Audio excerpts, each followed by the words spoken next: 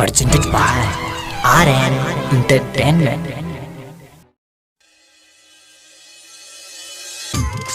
संपूर्ण मिथिलावासी के हम राघवराज दोनों हाथ जोड़ के प्रणाम कर रहा छी।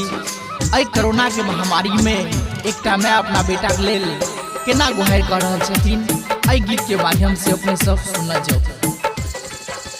कितना माई के सुन के लायो जरा तू तक कोरोना रे बाबू रे बाबू, कितना माई के सुन के लायो जरा तू तक कोरोना। कान कान के कहो माई को अब चली जो ना, कान कान के कहो माई को अब चली जो ना।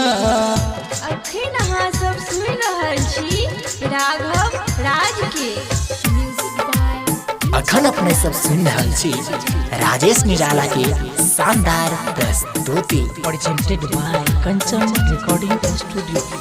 देश विदेश में मचल सगरो दुख के ये कहर छे। सॉरी आंटी, आपका बेटा नहीं बचेगा।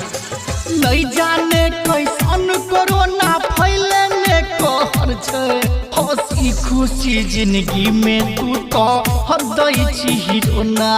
कान कान के कहो आई गो हम चली जो ना।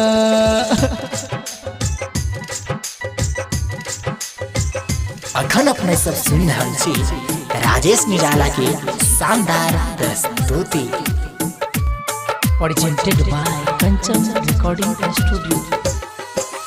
गरीब के पास पैसा नहीं छे, उ तो भूखले मरै छे।